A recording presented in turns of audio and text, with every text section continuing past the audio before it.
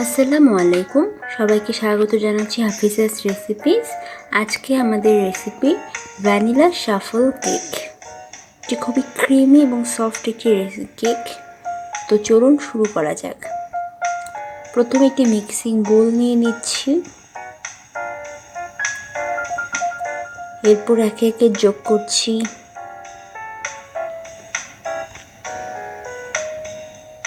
ডিমের কুসুম। এখানে দুটো ডিম নিয়ে নিয়েছি। কুসুমটাকে সামান্য একটু লবণ দিয়ে ফেটিয়ে নিয়েছি। দিয়ে দিচ্ছি ভ্যানিলা এসেন্স।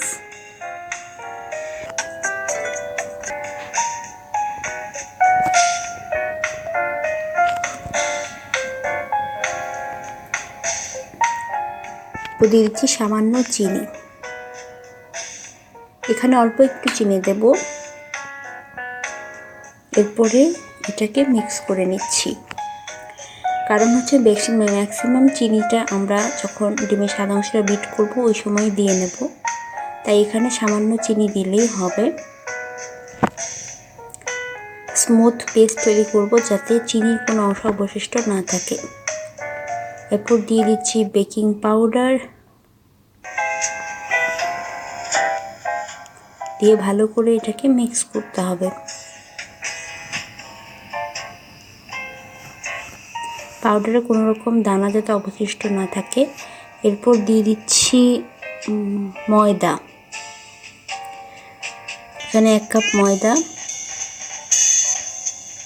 ভাগ করে করে দিব।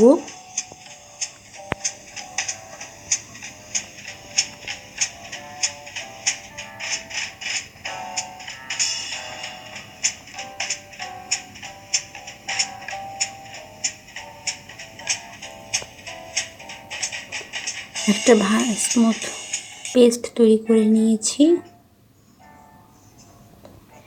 আর এদিকে নিয়ে নিয়েছি তরল দুধ। এই তরল দুধটাকে চুলায় গরম হতে দেব। দিয়ে দিচ্ছি বাটার। এবার এটাকে জাল করে নিব। এমনভাবে জাল করব যাতে বাটারটা একদম পুরোপুরি মিশে যায়।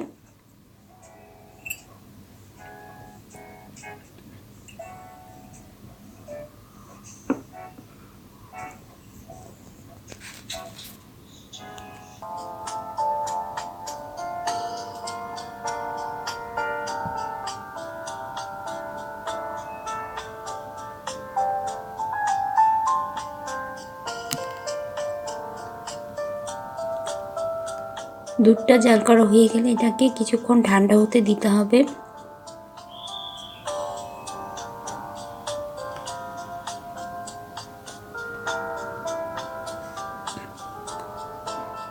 চুলাটা বন্ধ করে দুধটা ঠান্ডা হতে দিয়েছি।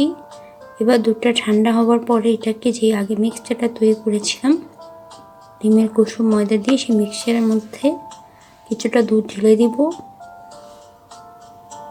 এবার এটাকে একটা তরল মিক্সচার করে নেব। ভালো করে নাড়তে হবে যাতে খুব স্মুথ একটা মিক্সচার তৈরি হয়। এই মিক্সচারটা খুবই ইম্পর্টেন্ট এই বেকিংয়ের ক্ষেত্রে, একটা পারফেক্ট কেক তৈরি করার জন্য।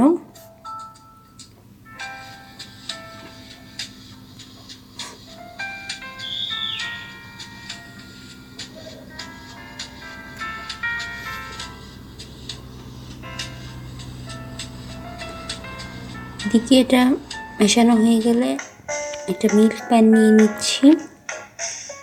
যে অবশিষ্ট বাটার মেশানো দুধটা ছিল সেটা এখানে ঢেলে দিলাম প্রথমে। এরপরে যে মিক্সচারটা তৈরি করেছিলাম ডিমের কুসুম এবং ময়দার আর তার সাথে বাটার মিল্ক মিশিয়ে সেটা এখানে ঢেলে দেব।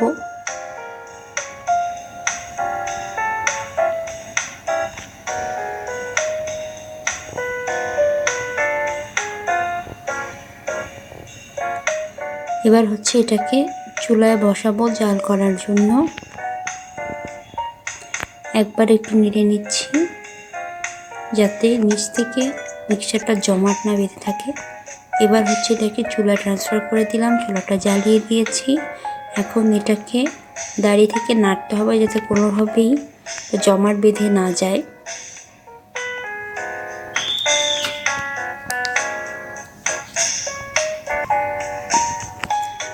এই মিক্সচারটা তৈরি হয়ে গেলে এটাকে কিছুক্ষণ ঠান্ডা হওয়ার জন্য রেখে দিতে হবে।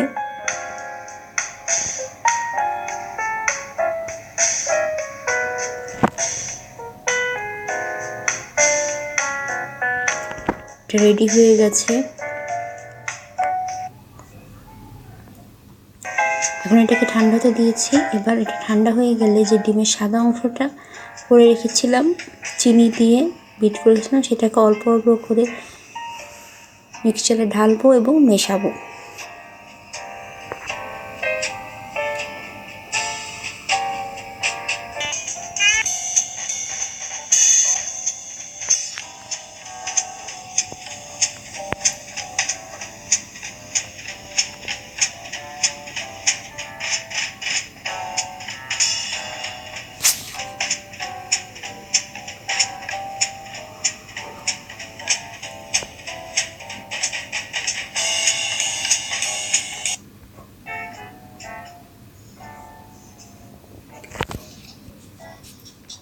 প্রথমে একবার ঢালার পর দ্বিতীয়বার অবশিষ্ট যে সাদা অংশটা আছে সেটাকে কীভাবে মিক্সচারে অ্যাড করে দিব এবং মিশিয়ে দেবো। এমনভাবে মেশাবো যাতে খুব সুন্দর স্মুথ প্লেন একটা মিক্সচার তৈরি হয়। এই মিক্সচার তৈরি করাটা খুবই ইম্পর্টেন্ট, একদম পারফেক্ট একটা কেক পাবার জন্যে। মিক্সচার রেডি হয়ে গেলে আমরা এখন সামান্য একটু তেল ব্রাশ করে নেব। মোল্ড নিয়ে নিয়েছি, মোল্ডে তেল ব্রাশ করা হয়ে গেলে যেই মিক্সচারটা বানিয়েছিলাম সেটা এখানে ঢেলে প্রেস করব।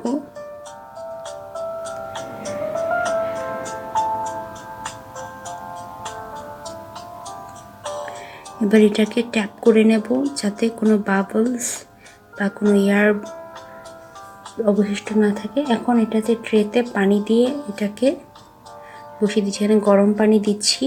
এবার এটাকে ওভেনে বসাবো, প্রিহিটেড ওভেনে 40 থেকে 50 মিনিট বেক করে নিয়েছি। সো আমার এটা রেডি। So thanks for